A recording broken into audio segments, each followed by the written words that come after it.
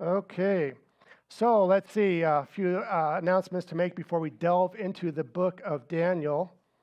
Because you realize we are already halfway through the book. Wow, it goes fast.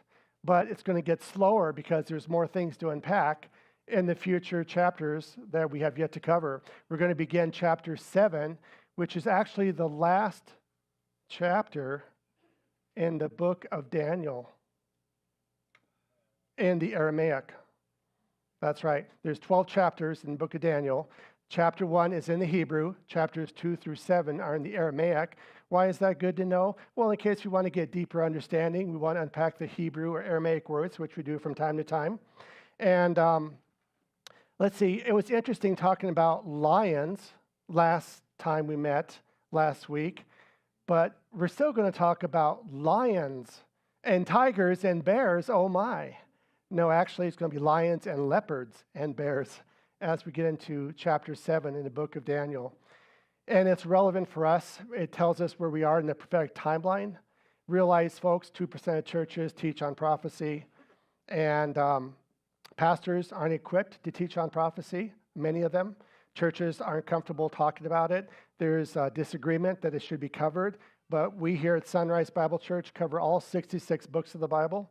I enjoy teaching the book of Revelation. I'm continuing in the book of Daniel. You have to read both to understand because there are so many parallels between them, and they expound on each other and sharpen each other.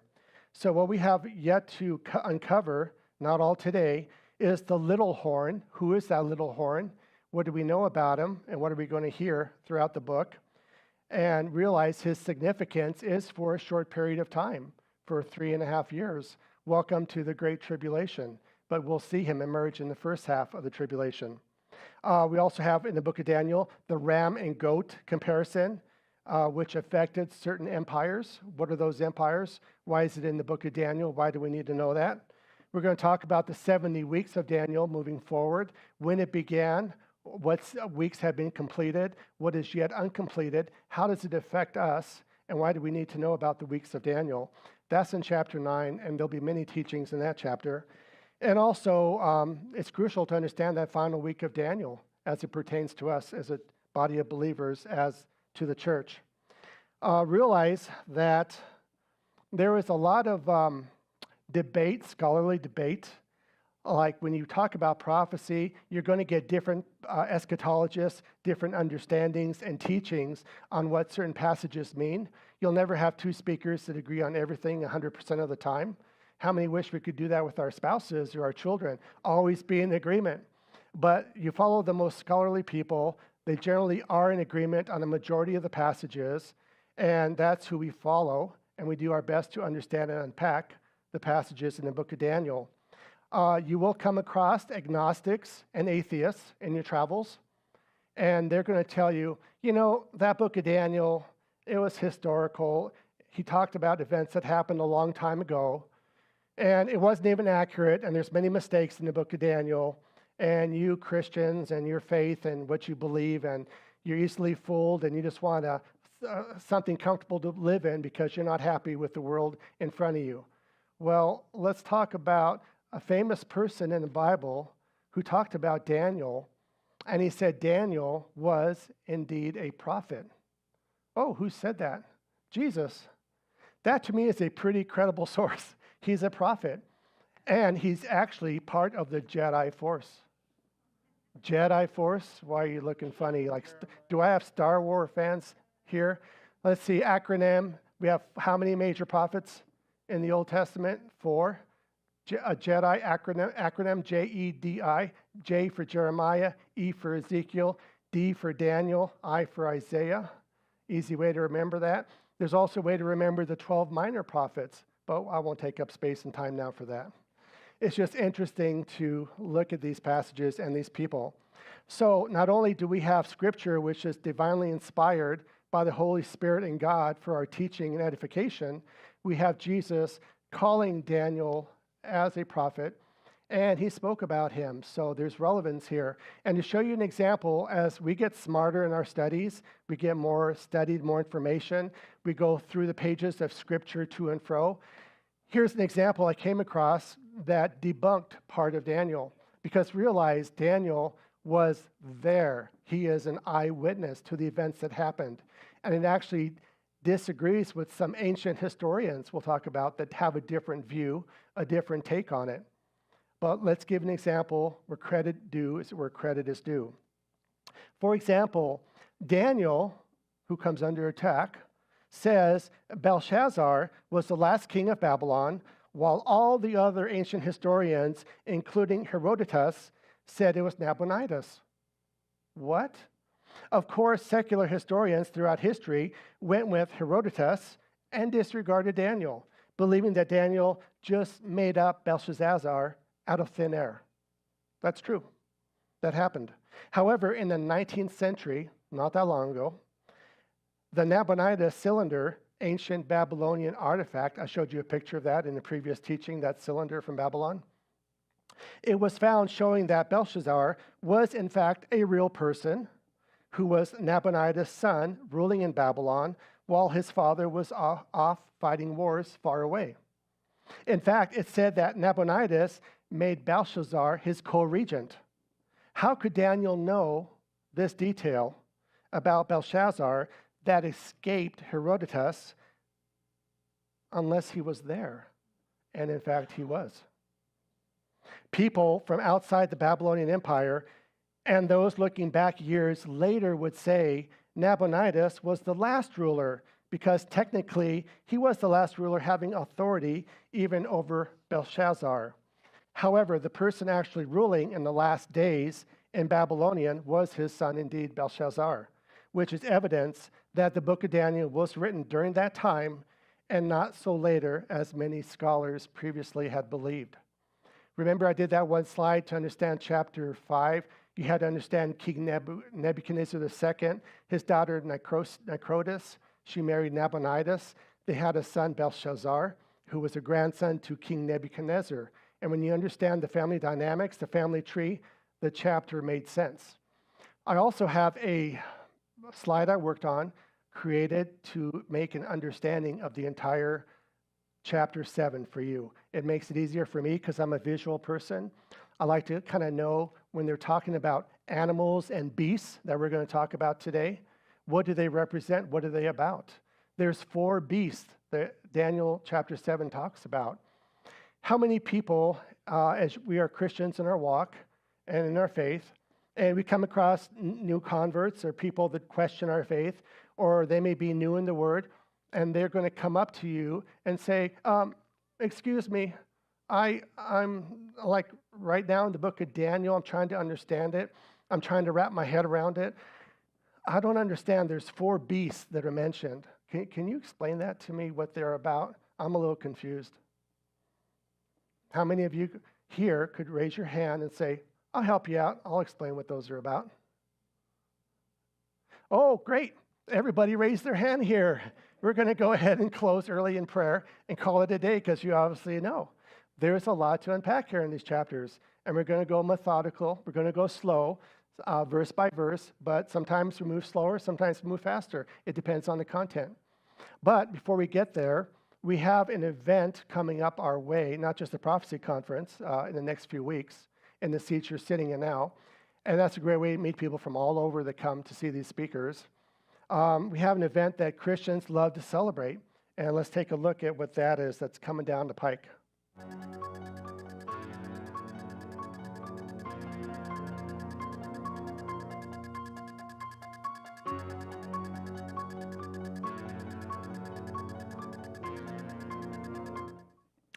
Okay, so why are Christians so involved with this holiday? Remember, I gave you 3 solid reasons last week, those that were here. The number 1 reason why Christians partake in this holiday is, number 1, it is fun. Okay, remember that. Note takers. Number 2 was, that's right, it's fun. Number 2 and number 1 are the same. And number 3, fun, fun, fun. My wife and I went to PetSmart yesterday for the kiddos, you know, got to take care of them. And there's a lot of Halloween costumes, of course, for the pets. And I saw the checkout lady, and it didn't surprise me, but I asked the question. I said, are you going to dress up your pet for Halloween? And she said, oh, absolutely. And I'm like, You know, they really don't like it. Dogs and cats, they really doth protest. They don't like this. They have some semblance of pride and dignity if you give them any of it, and we take that away from them, right? So, and I told her, I said, yeah, I feel sorry for them. And she says, I don't. And I said, how come? Because they're so cute. So, I mean, those are good reasons to be involved with Halloween. Fun, fun, fun. It's cute, right? That makes sense. Well, actually, on my social media platforms, I'm going to release again. It's available for you now to peruse. 3 teachings on Halloween. Maybe you have people that are divided in a family. Should a Christian be involved? Can we be around it in a different focus, a different way? Can we circumvent it and still be pleasing to God? Should we have any part of it? What does the Bible say about it? Well, it's in those teachings, and I'll be posting them again as a reminder because I do not want to take away from the teaching of Daniel. Remember, U.S. consumers are approximated to spend only $11.7 billion on Halloween this year. It's a money maker. And 35 million people will participate annually in this holiday with 55% of injuries. And yes, the hospitals thank you with your co-pays when you bring your kids in for medical care. It's not just the crazy drivers on the streets that can hit them, but what's 55% of the reasons why people get hurt on Halloween? Pumpkin carving. Okay, I do come across some slides. I open on a little lighthearted side. They're too good not to pass. So if you are having issues where you're currently employed, you don't feel valued as a member, as a team player, you're not given due what you're owed, you don't have enough of a salary, you deserve a raise, and you don't know how to bring that across to your boss, I got a solution here. You just tell your boss that there are 3 companies right now that are after you. 3. Of course, your boss is going to say, really? What are those companies? Well, here it is. I told my boss that 3 companies were after me and I needed a raise. He asked me what companies. I told him the electric company, the gas company, and the cable company. So that's good reasons. Those are 3 companies that are after all of us, aren't they? All right, let's take a look at this one. Yesterday, I wore something from 5 years ago, and it fits. So proud of myself. It was a pair of socks. But still, let's be on the positive side here, okay? And how about those Christmas gifts where you get a present, and I don't know about you, I didn't like clothes so much. I like games and electronics. And what's the worst thing that would happen is you get a game, and there was like no batteries. Am I the only one that ever happened to? It just ruins your day. Well, here, a brother, we always get each other ironic gifts, but my brother killed it this year. Batteries, but it says gift not included. Use it as you may. And what is currently the most expensive car? You may have seen it out there. The most expensive thing you've come across as far as you have to drive that you see out there, and you think about the money that must be made that's used for this vehicle. You see it a lot on the streets. Which one is that? That's right. That is the most expensive vehicle to operate in 2025. I don't think it's going to get any better in 2026. Okay, a couple more here. We all know people that are having weddings. We get wedding invitations. We have to plan for it, get the perfect gift. I got in a little bit of trouble one time for saying this. I learned my lesson. But here was the response that I gave. I responded to a wedding invitation with, maybe next time. And now everyone's suddenly upset. And so much for being truthful, right? Sad but true. How about this one? For years, I thought the dryer was to blame for my clothes getting tighter. But it turns out the real culprit was the refrigerator all along. We put our little snackies in there, don't we like that? And for those of you that are cat lovers, that's right, and I like all animals, realize something if you're a cat owner. In ancient Egypt, cats were considered gods. Cats have not forgotten this. So if they don't respond when you call them, when they just ignore you, they know what's going on here. Okay, also you can find me on social media under AJ Karabin on YouTube. Also, as I mentioned last Sunday, I'm on another platform I didn't expect to be on called YouTube Music. It's not because you get to hear my singing voice, which you don't want. I won't even tryouts for the Sunrise Singers because I know my answer. But this has to do with podcasts and teachings that algorithms, they translated my 31-part teaching on the book of Revelation into a podcast because we have parents that are constantly soccer mom and dads driving through the city streets. We have people traveling on vacation, people traveling from state to state. We have our truckers that we depend and need. They can listen to these series. Of course, encourage the videos so you can see, like in Revelation, some of the judgments and what they will look like, or we pretend to know what they look like. Unless you're there, you really don't know. Good news is we're not going to be there. So those are some of the topics that are there for podcast availability. Videos I have for you to look at if there's areas of interest. Don't forget heaven and hell. We all should be interested in that. Has to do with smoking versus non-smoking, where your eternal destiny lies. But wait, there's more. There's other topics that are there for you to peruse. And we are going to go ahead and continue in the book of Daniel. I'm also on Rumble under AJ Croft, and that's another platform, whatever one you like to utilize, to get more teaching and understanding. I don't know about you, but I watch daily people much more studied in the Word than I am, and I learn a little more each day, a little nugget here and there.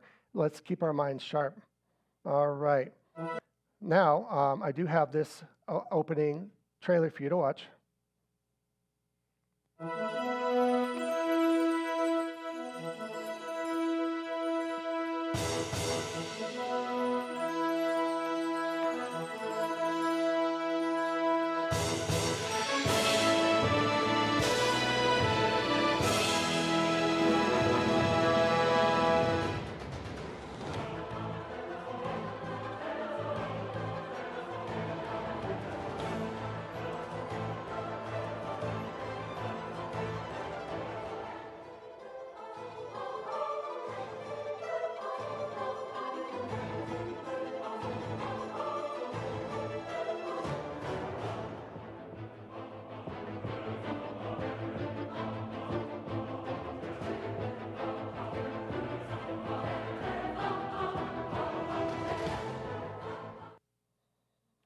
So Daniel, like Revelation and other books, are very prophetic. They talk about the future, what is coming down the pike, what is coming the way for the church, the bride of Christ, the Christians. What do we have to discern? Are we aware of the times we live in? Do we know what's going on? You talk to some people and you can clearly see they're not watching. They're clearly checked out.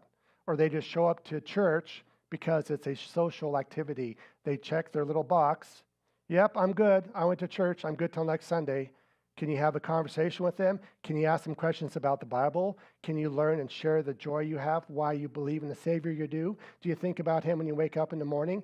Do you read the Bible at least once a day? Where are you with your walk and in your faith? So we're going to go ahead and start with the scripture for the day. If you would like to rise and open up your Bibles, we're going to go to the book of Daniel. I believe that's still in the Old Testament, last time I looked. We're going to go to Daniel 7. We have confirmation it's in the Old Testament here. So we're going to start with Daniel chapter 7. We're going to cover verses 2 through 7 as a body of believers. I'm listening to the pages, Russell, people looking at their phones. But what if you don't have a Bible or a phone? Got you covered, folks. Just look at the screen. We got verses to go one by one. We're going to start with verse 2. We're going to talk about this. I will only get through a portion of chapter 7 today. I know where I want to leave off, and we're going to continue the study in this chapter. But let's go and start with verse 2. Daniel spake and said, I saw in my vision by night, and behold, the four winds of heaven break forth upon a great sea. So was it a windy night and he was near the ocean? We're going to talk about some of those words that we see repeatedly through this chapter and other books in the Bible. And there were what? 4 great beasts that came up from the sea. Are these sharks and whales? What are we talking about from the sea? Beasts. They were diverse from one another. The first was like a lion. See, I wasn't lying about talking about the lion. We're going to talk more about lions today as one of the beasts, one of the first beasts. And it had eagle's wings. Okay, I told you guys last week, my animal in the millennium is going to be a lion. He got upgraded to having wings. So this is going to be a flying lion. Kind of like in a TV series, cartoon we grew up watching. What? Could it be some of you are not familiar with the story of Daniel? We'll pull up an ice block and lend an ear. Some of you are going to get a reference to that because we see a winged lion. So, and what was my lion's name going to be? Anybody remember? Aslan, thank you. Aslan is my lion. So we have a lion talked about here with eagle's wings. I, Daniel, beheld till the wings thereof were plucked, they're gone, and it was lifted up from the earth and made to stand upon 2 feet as a man, and a man's heart was given to it. So this animal went through a transformation. Why? What does it represent? Verse 5, and behold, another beast, a second, like to a bear. I'm thinking Russia, is that correct? It's a bear. What does this represent? And it was raised up on one side. Well, apparently it's important to mention it was raised on one side. Why is it in there? What does it mean? And 3 ribs were in its mouth between its teeth. Was it just finished eating something? And they said thus unto it, arise, devour much flesh. After this I behold, and lo, to another, like a leopard, another animal, which had upon its back 4 wings of a bird. The beast had also 4 heads. Wow, what does that thing look like? You're going to see. And dominion was given to it. And last verse, after this I saw in the night visions his dream, and beheld a 4th beast. This is different, folks, separate than all the others. It's by far the worst, the most powerful, the most destructive. Terrible and powerful it is, and strong exceedingly, and it had great iron teeth. Oh, we'll talk about those teeth. It devoured and brake in pieces, and stamped it had attitude, it sounds like, and stamped the residue with its feet. And it was diverse from all the beasts that were before it, and it had 10 horns on top of it.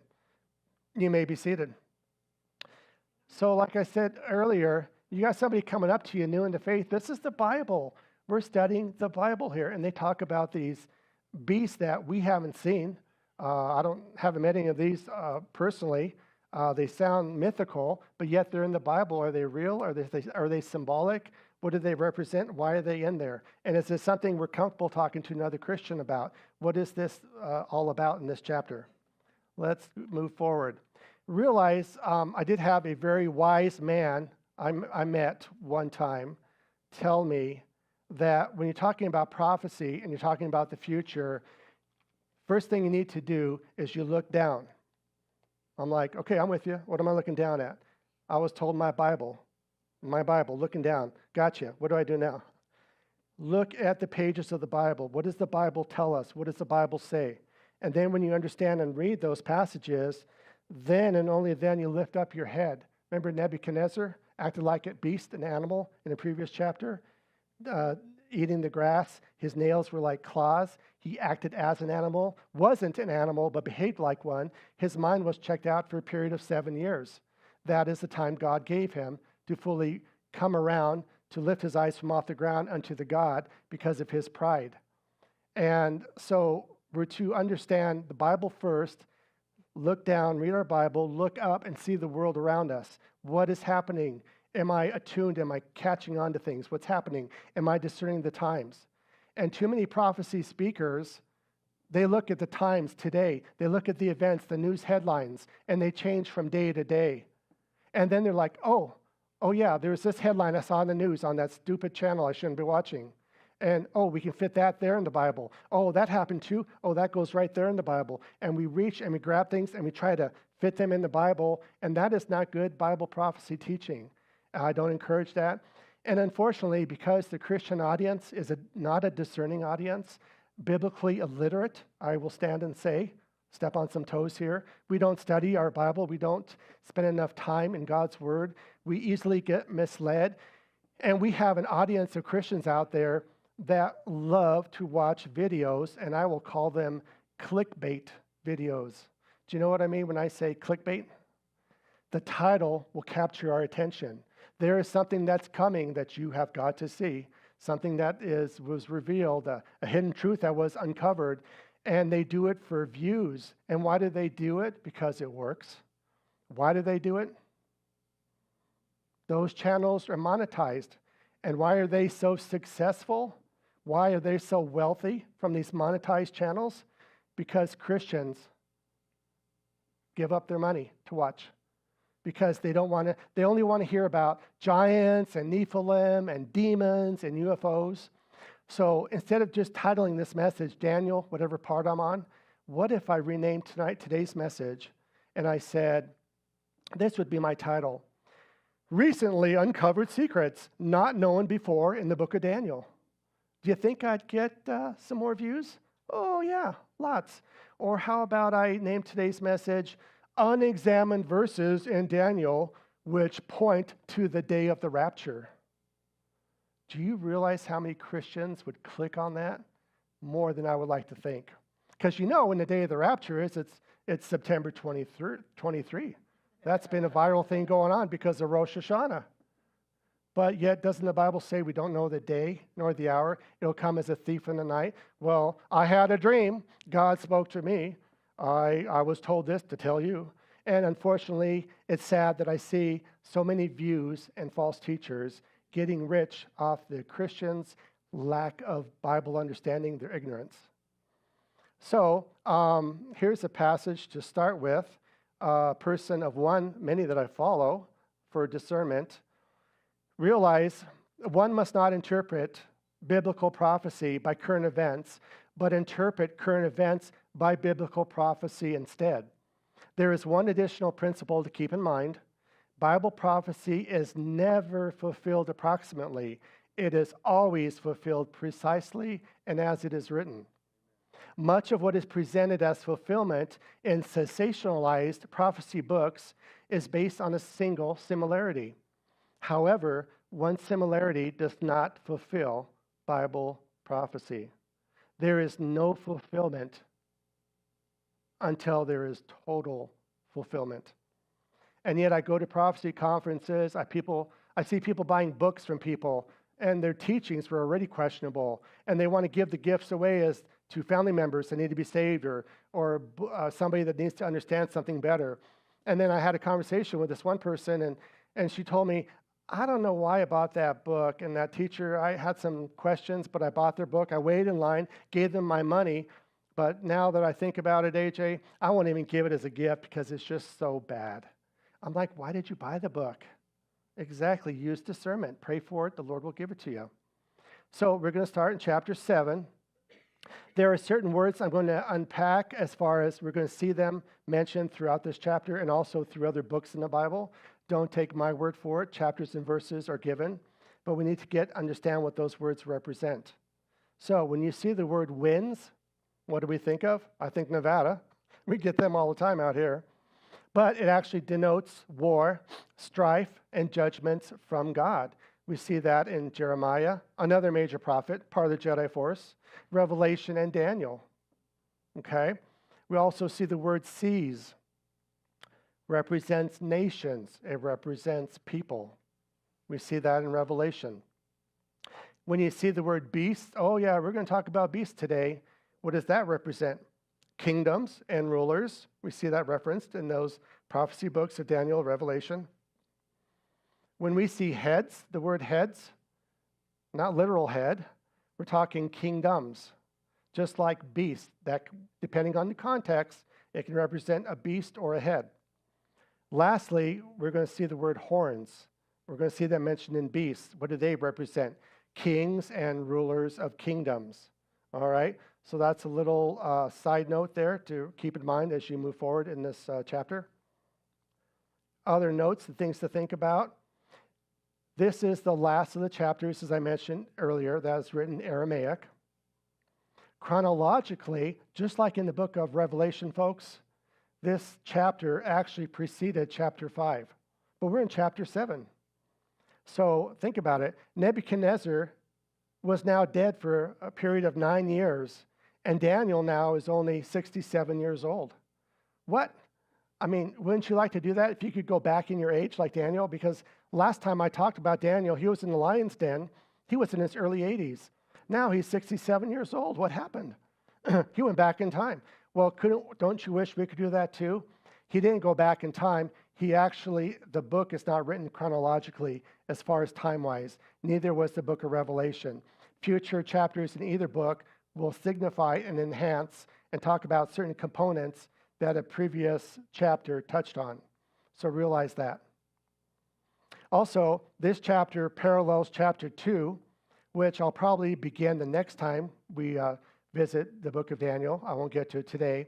A lot of parallels between chapter 2 and chapter 7. And it agrees that the 4 Gentile empires, one will succeed another, culminating with the destruction of the 4th empire. And who's the one that destroys that 4th empire? Jesus himself. Also, the interpreter of the vision in chapter 2, King Nebuchadnezzar's dream, who interpreted that dream? It was Daniel. In this chapter, Daniel had a dream, and who interpreted it? An angel. So Daniel's dream in chapter 7 was in 553 BC, and actually consists of 4 components, 4 separate dreams. Let's break those down. The first dream describes a great sea. See, we're not talking about the oceans here. And the first of 3 beasts. We're going to cover those beasts today. The second dream describes a 4th beast. It's separate and different, and it has a little horn. Got to know what that represents. The third dream deals with the Ancient of Days. Who is the Ancient of Days? That's right. Everybody's looking up. I like that. God. God is the Ancient of Days. And the 4th dream describes the second coming of Jesus himself. All right. So, starting in chapter 7, verse 1, here we have Daniel having a dream. I don't know why I'm thinking Santa Claus. Just a picture I had, folks. Kind of like you haven't heard the story of Daniel, pull up an ice block and lend an ear. Also in that storytelling animated cartoon we grew up watching, Rudolph, there was a lion with wings. I'm like, wow, kind of weird, huh? And I don't know why he needed help from Rudolph not that we believe in a pagan cartoon, but this lion asked Rudolph to tell Santa about the misfit toys. I'm like, that's me. I'm a misfit toy. I grew up identifying with that story. But anyway, Daniel here is sleeping, and he's having a dream. It's in the first year of Belshazzar, king of Babylon. Daniel's had a dream and visions upon his head, upon the bed. And then he wrote the dream and told the sum of what it entailed. So the dream was given to Daniel in 553 BC, and it had multiple components to it. And Daniel wrote about the visions of that dream right when he woke up, which is smart because you'll forget it if you don't jot it down. But this was on his mind. So remember how I told you in the last teaching when it came to the timeline or the family of King Nebuchadnezzar, who was related to who in that chapter 5, I believe it was. We have a slide here I want you to focus on, and I added things to it, and if you understand this slide, you're going to understand the rest of the chapter very easily. So let's break it down here. You're going to see on the slide, there's 4 beasts shown in front of you. And those beasts are mentioned separately through the verses, starting with the lion. Don't worry about the small print you can't see, because I got that covered. We're going to go through it animal by animal on this slide. So if there's any people who like to take pictures, or I'm a visual person, I like to see things to help me understand things. I hope by seeing pictures, it helps you understand things as well. But we're going to start with that first animal that's on the lower right corner, the lion that I wanted myself with wings. That's pretty cool, right? A lion with wings. This lion here is a representation for the kingdom of Babylon. It's the first beast that is mentioned in chapter 7. It has wings, but we are hearing later, and we'll talk about this, it's standing with wings. They were plucked and removed. Why? And it has the heart or mind of a man. What transformation process is occurring here? Why is this lion changing in front of our eyes? But that's the first one, the first beast in chapter 7. Next, we have a number 2 beast called the bear. And descriptions and particular emphasis is made that it's risen on one side. Is that a detail we need to know? Well, apparently, because it's in the Bible. Why? What does that represent? And it has 3 ribs in its mouth. Did it just kill something? What's left of that animal that he devoured? That represents actually the Medo-Persia Empire. We're going to talk about that. The third beast, this is a pretty cool looking beast, and you can tell they're actually getting to be more powerful. But this one had not one, not two, 4 heads of a leopard and 4 wings. I don't know about you, but if one of those came up upon you, a 4-headed leopard, that means 4 times as many teeth and wings. That means it's powerful and it can fly. It's fast. I haven't come across anything like that. I think if I did, I'd run and hide in the basement. That's a pretty powerful creature there. But after discussing these first 3, there's another beast, the last one that's mentioned, and we're going to spend more time on this beast because this beast affects us.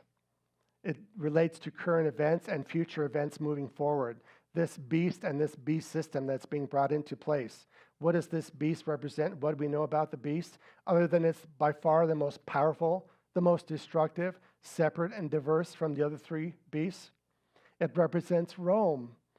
All roads lead to Rome. Wow. This beast was what? Was it friendly, helpful? No, it was dreadful. And it had particular kind of teeth. Why do I need to know about its teeth? Hopefully I don't get that close to it that I smell its breath, that I see its teeth. But not only does it have probably bad breath, but you know what? This has iron teeth, which signifies strength in its teeth. That means it conquers, it destroys, it pulverizes. It's efficient, it's a killing machine. So why is emphasis put on this beast? We will see moving forward. And the last thing I'll add to this slide, which will help you understand chapter 7, beast 4a is a horn that grows from 3 previous horns that are removed. What are the horns? What are those that were removed? What do they represent? And there's a complete picture, if you break that apart by beast and kingdoms, what Daniel chapter 7 is going to tell us moving forward. Here's another picture of the beast, similar in appearance, and they're coming out of the sea. Well, it's not a literal sea. Sea is a comparative analysis to coming out of the Gentile nations. Remember, we have in Revelation chapter 13 a beast coming out of the sea. That would be Mr. Antichrist. And we have another beast that comes on the land. That would be Mr. False Prophet. They're going to be roommates in the future lake of fire. So we have an illustration there. Verse 2, Daniel spake and said, I saw in my vision by night, and behold, the 4 winds of heaven break forth upon the great sea. So winds from heaven had supernaturally agitated the sea being symbolic of a Gentile world. We see that in the following passages, Isaiah, Matthew, book of Revelation. Those are ones for you to understand. I don't just say scripture like Romans 3 and Genesis 5:6 and Matthew 24:2 and Zechariah 7:5 because you wouldn't remember it. It would talk too fast. I put it as a reference for you to unpack, go and research, see where these words are used, and do we have consistency and harmony? And we'll see that we do. Now, moving on to verse 3. More of the beasts here. We're on the beast. And 4 great beasts came up from the sea, diverse from one another. So we have 4 Gentile empires that are represented here, each being totally different from the one before. Moving along, verse 4. We're going to talk about the lion, which represented Babylon. The first was like a lion, and it had eagle's wings. I beheld till the wings thereof were plucked, and it was lifted up from the earth. If you look to that picture from left to right, you see it's now walking on 2 legs. And it was made to stand upon 2 feet as a man. And a man's heart was given to it. Why is a lion turning into a man? And why was its wings removed? And what are we to take from this? What's our takeaway? As nearly as a man could become a beast, Nebuchadnezzar became a beast, as I mentioned earlier. As nearly as the beast could become a man, Babylon lost its beast-like nature and Nebuchadnezzar's dream image from chapter 2. The first kingdom was symbolized by a head of gold. We see a transformation in that kingdom. In zoology, realize, what does the lion represent? It's the king of the beasts, and it is always used as a symbol for the nation of Babylon. Also in zoology, we have an eagle. What do we know about the eagle? Well, it's king of the birds, as lion is king of the animals. And it's another symbol for what? For Babylon. So we have two symbols, a lion and an eagle, and they represent that nation. Interesting. Jeremiah and Ezekiel speak about that. Verse 5, and behold another beast, a second, like to a bear. Okay, there's your bear. And it was raised up on one side. Why is that mentioned? And 3 ribs were in its mouth, between its teeth. And they said thus unto it, arise, devour much flesh. This bear is given orders. What does the bear symbolize? It is the Medo-Persian Empire, and it conquered by sheer force members, but it moved more slowly in its military campaign due to its enormous size. The bear was representative. Now realize the text does not specifically specify whether the bear was sitting or standing or lying down like the lion, but it did appear lopsided. What's that about? Comparatively, the bear is parallel to Nebuchadnezzar's dream statue of a silver chest with 2 arms signifying the Medo-Persian Empire, and the Persians being stronger of the two, making this union unequal. One was above the other. They conquered, but they worked together, the Medo-Persians. So the bear is less majestic than the lion by far. It's more bulky than the lion. It's less graceful. It's also less agile. Moving along. The 3 ribs in a bear's mouth indicate what? It has dismembered some prey. It was told to devour much flesh. It conquers. The Medo-Persian Empire was granted more authority to conquer than any other nation before it or any other nation after it. It was swift. Alexander, as far as the armies he had, the generals that worked underneath him, the vast territories they conquered, the speed they did that with, how successful he was in such a short period of time. And we'll see more of that as we progress into the book of Daniel.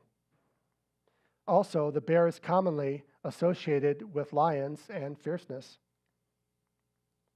And we can see in 1 Samuel, 2 Samuel, Proverbs, and Hosea, Amos passages that talk about such things. Interesting. Now, we're on to the 3rd beast.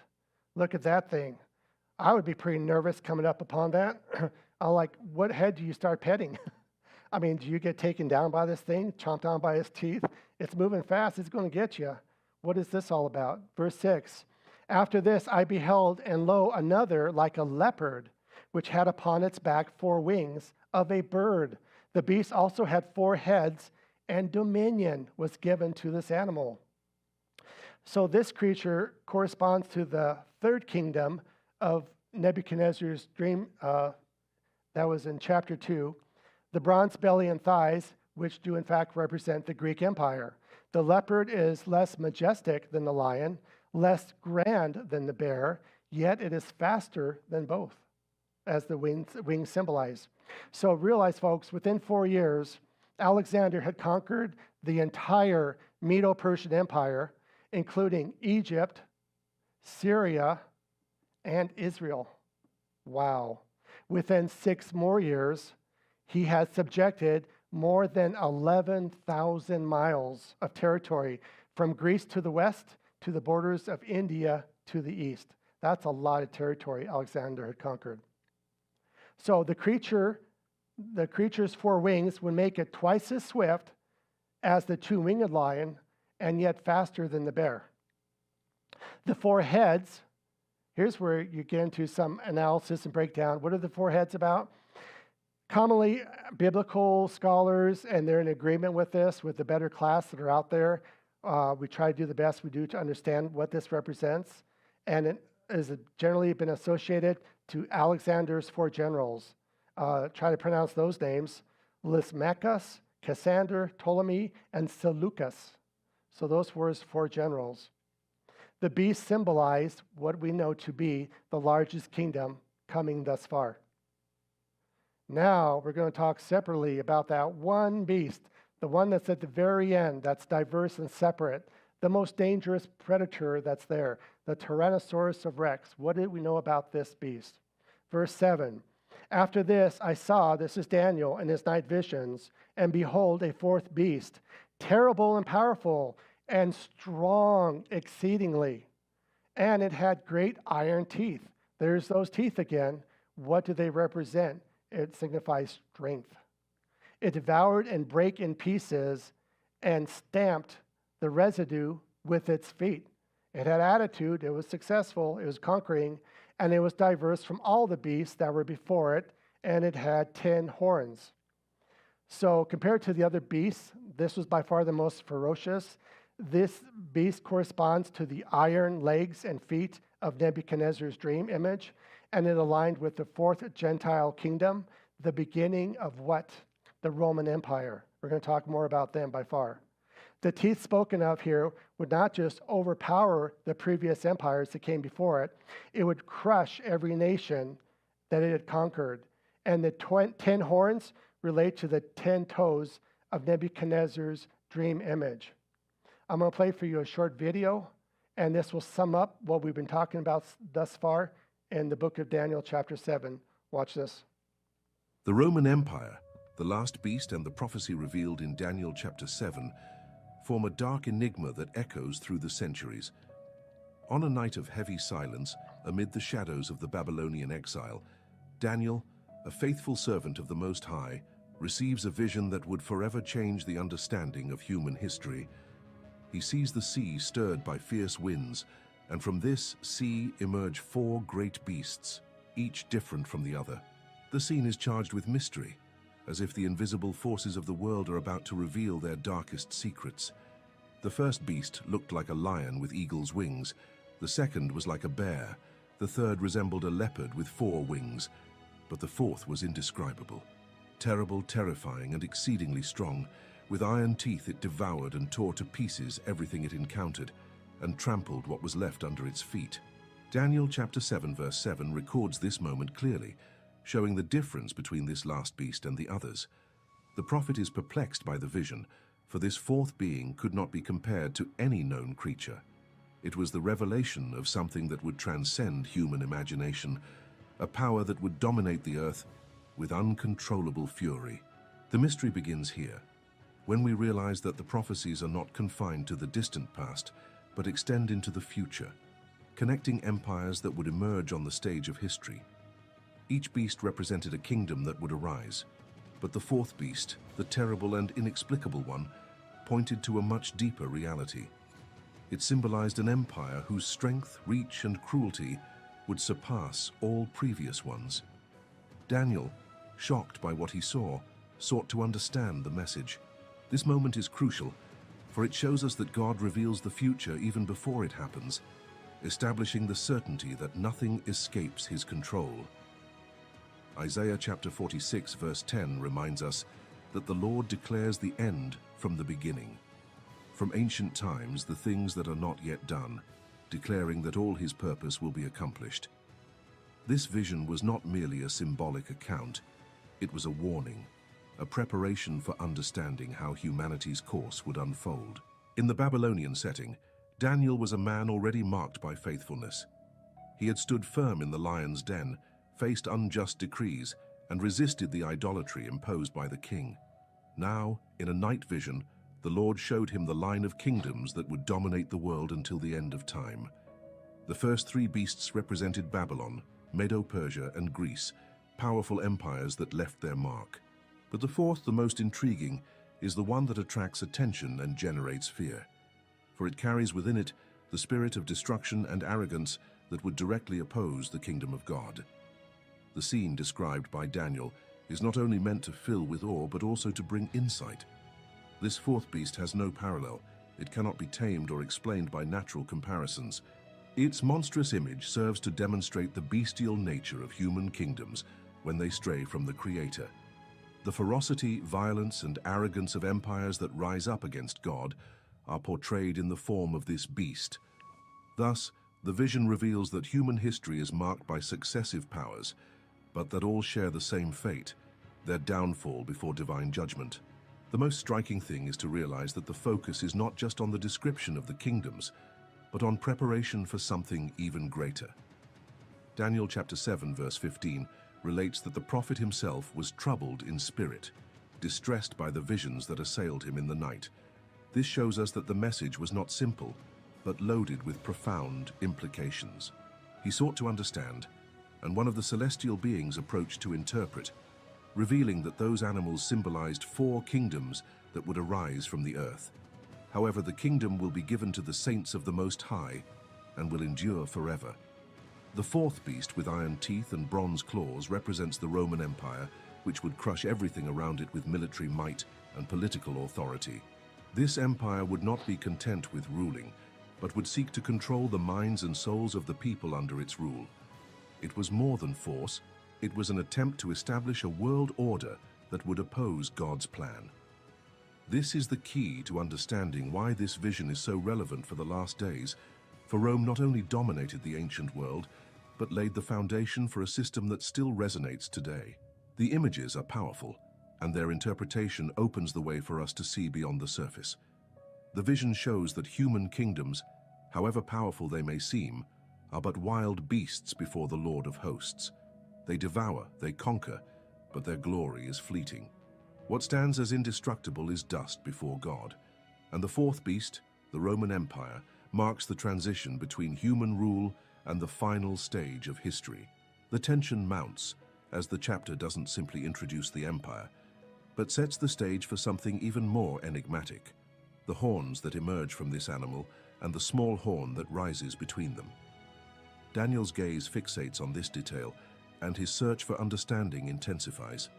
The mystery has not yet been fully unraveled, and the weight of the revelation points to a plot that unfolds far beyond what he could have imagined. When Daniel beheld the 4th beast, unlike all the others, terrifying, devouring, and unparalleled in power, the revelation transcended time. He was not merely faced with enigmatic symbols, but with a historical reality that would be fulfilled with divine precision: the Roman Empire. How would you like to have a dream like Daniel did? Would you want to go back and finish that dream? Would you be writing it down? Would you understand it? No, you wouldn't. And you know what? You're in good company. Daniel didn't understand it either. How did he learn to understand it? The angel told him. I'm glad when I go to the zoo, some of those animals that don't look like these, they're locked up behind bars. I feel safe.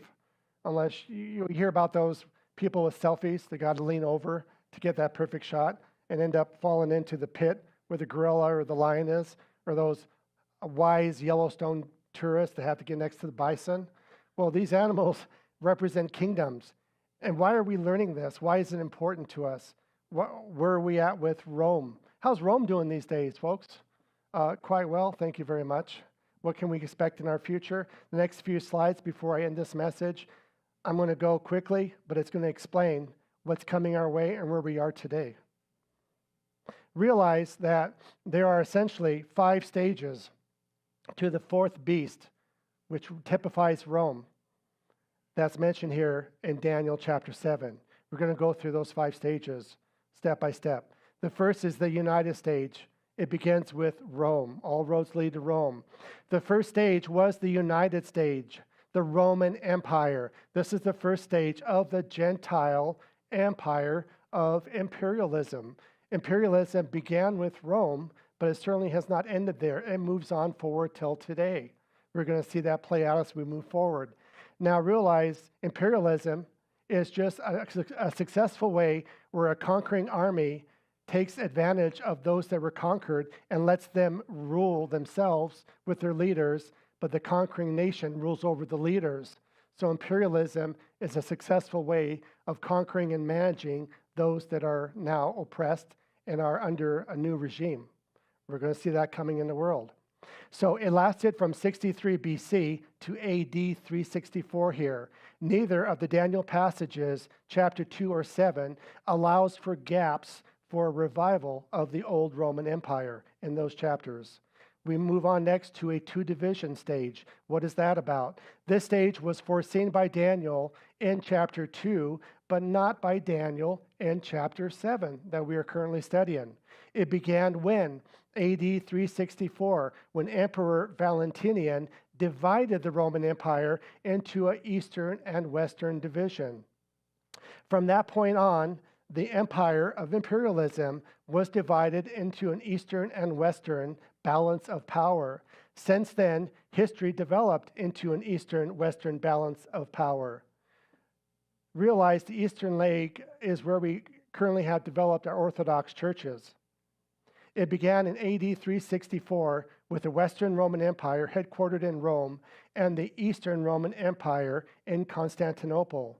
So where are we at right now, folks? We are in the two-division stage where there is an Eastern and Western balance of power. The Eastern division, specifically, of power remained in Constantinople until 1453, when it collapsed due to a Turkish invasion. When Constantinople fell, the political rulers, scribes, and scholars fled northward into Russia and infiltrated the government there, setting up a Roman type of government. Here we have imperialism. The rulers called themselves czars, which is Russian for Caesar. We get Caesar salad, hail Caesar, right? Later, Russia gave herself the official title of the Third Roman Empire. Interesting. In time, the Eastern balance of power was based in the Soviet Union, which included the communistic bloc of nations that were attached to it. Now, we have the Western division. Where does that lead to? All roads lead to Rome. It remained in Rome from 364 to 476, when Rome eventually collapsed. Charlemagne in AD 800 called his domain the Holy Roman Empire of the Frankish nation. In 962, Otto I of Germany defeated the Franks and set up the Holy Roman Empire of the German nation. The leaders named themselves Kaiser. Well, we have Kaiser Insurance, Kaiser Rolls, all have German connections, which is German for what? Back to Caesar. So we have Caesar, Tsar, or Kaiser, depending where we are geographically.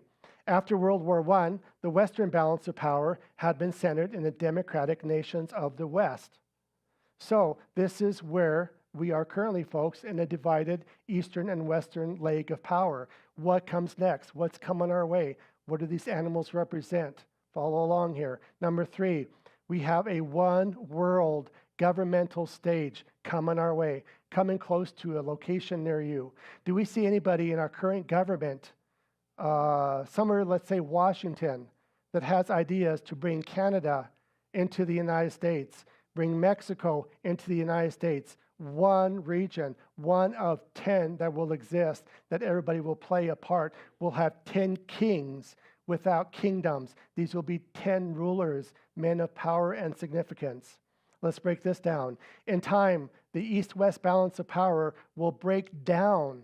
So we know those two legs that were divided, they're not going to stand. They're going to break down. They're going to fall apart. And what happens because of that? We create a one world government. Wow, that's in the Bible. Prophetic. Count on it. You have the Bible's word. It's going to happen. We can't stop it. This stage is seen by Daniel 7, but not by Daniel in chapter 2. Daniel 7, verse 23, we're going to get there, clearly states that at some point, the Fourth Empire devours a small portion. No, it devours the entire earth. Rome had never done this, and it had never conquered the then known world. Rome did not even extend as far as east as the empire of Alexander the Great. The Greeks went as far as the Indus River in India, and Alexander would have gone further had his 4 generals worked better together. They didn't all play well in the sandbox, even though they were successful, Alexander with his 4 generals. Rome never fully conquered the Parthian Empire, nor Scotland. Rome had to build the Hadrian. Have you heard the name Hadrian? Yeah, he was the king. He was essential in creating the state of Palestine, where it's a false teaching, a false nation, doesn't exist, not biblical, not based on any kind of logic. Hadrian Wall, in order to keep the nomads of northern Scotland from overtaking part of Britain that was then controlled by Rome. In Daniel chapter 2, verse 39, the word is used of the Greek Empire and stated that such authority was given to it as it was to the Babylonians. Daniel 2, verses 37, 38. Neither of these two powers use this authority, though. That's important. The fourth empire of imperialism, which Rome began, has yet to conquer the whole world as a one world government. We're not there yet. It's going to happen. Rome is only the first stage of the empire of imperialism. This third stage of the one world government will happen when the two-division Eastern and Western balance of power collapses. Count on it. It's going to happen. It would be incorrect to assert that the Fourth Empire was entirely Rome's conquest, but rather it should be viewed as the beginning stages of imperialism, which then move forward. Fourth, we have a 10-division stage. We're going to see this even occurring into the first half of the tribulation. Both Daniel 2, with the 10 toes reference, and in Daniel 7, when we get to the 10 horns, it sets the stage for the coming one world government. The 10-division stage is clearly stated as coming to our one world government. For some reason not given by the text, the one world government will divide into what? 10 kingdoms that will cover the entire world, not just merely Europe. The text does not support a 10-world kingdom as remaining just in Europe alone. At the very best, the European Union, we have the United Nations, all that we're seeing, they're going to fall. They're not going to become one of the 10. They could become one of the 10, but it could hardly include all of the 10. So it's going way beyond Europe as 10 distinct areas covered as 10 kingdoms. A careful reading of the Daniel passage states that once the Fourth Empire, what does it do? Rules the whole world. Then this one world government splits into what? 10 separate distinct kingdoms. This requires the 10 kingdoms to cover the entire world. Luckily, we're not going to be here for that. That's going to be in the tribulation timeline. We're raptured prior to that. More consistent with Daniel's prophecy is the recommendation of the Club of Rome that the world would be divided into 10 administrative districts to avoid what? We don't want economic collapse. So they're all diverse. They're working together in unison. 10 kingdoms, 10 rulers. Lastly, 5, we have the Antichrist stage. During the 10 kingdom stage, the Antichrist will begin his rise to power, the man with the plan, Mr. Fix-It, promising peace and prosperity. In time, he will be strong enough, and what's he going to do? He's going to uproot 3 of the 10 kings, meaning 3 of those 10 kings don't like Mr. AC for what he's doing. They're going to defy him. They're going to go against him. They're going to rebel. But guess what? They lose, he wins. The other 7 will simply submit to his authority. So Antichrist, in essence, becomes the 8th. Once the other 7 submit their authority to the Antichrist, this will begin the 5th and final stage of the 4th Gentile empire. Thank you, Rome. The Antichrist stage. The stage of absolute imperialism. In this sense, he is diverse from the other 10. So how about that? Wow. We're going to leave off here. And when I pick up next in chapter 7, we're going to talk about the parallels between chapters 2 and chapter 7 of Daniel, and they're remarking, they're striking. You can see where this book parallels, coincides very nicely with the book of Revelation. It's prophecy. Be glad you have a church that teaches it, that I'm allowed to teach it, because a lot of pastors, not interested, don't want to do it. It's not my cup of tea. I wasn't taught it in seminary. I don't know. The church is too divided on it. I don't want to talk about a rapture. I don't want to talk about timing of the rapture. The rapture is coming in a few weeks. If you listen to some websites that monetize their website, that Christians love to watch and give up their time. And I see so many good teachers out there that they just don't get the attention they deserve, being studied men of God's words. Because Christians don't want to, I'm too busy. I don't have time to read my Bible. I have a very social, busy, active life. I have a family to take care of. I got places to go, things to do, people to see. So I'll just squeeze in, this must be a good teacher. He has a lot of followers. I'm up to speed on my Bible. I know what's going on. No, you don't. You're in the darkness, and you're fooling yourself if you think you are. Discern the teachers you follow. Read the Bible for yourself. Never take anybody else's word for it.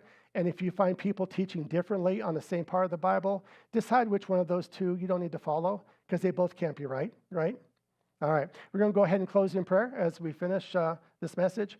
Father God, thank you for the opportunity to share your word, to equip the saints, to let them know the times that you've revealed to us to be aware of, the stages, the kingdoms that came and fell, the kingdoms that are yet coming, where we are in the timeline, where we have to think about the future, how we want to save our families and friends, our relations, even strangers we meet. We want them to be spared the tribulation timeline. We don't want them to be devoured by the fourth beast that's hideous. We know it's destructive. And we know Antichrist is coming on the stage after a one world empire. He will control and dominate the world, the second half of the tribulation. He will kill and persecute 2 out of 3 Jewish people. And the Jews finally come to saving faith at that point when they call upon the Messiah, ushering his return. We thank you for the church, for the teachings that we have that are available to us. May we always stay centered in your word. And may we always be cognizant and thankful for what Jesus did for each and every one of us. Because of him, we have eternal salvation and a plan moving forward through his efforts and his work on the cross, not by anything we did. We ask you all to remember the Father daily and remember what Jesus did for each of us.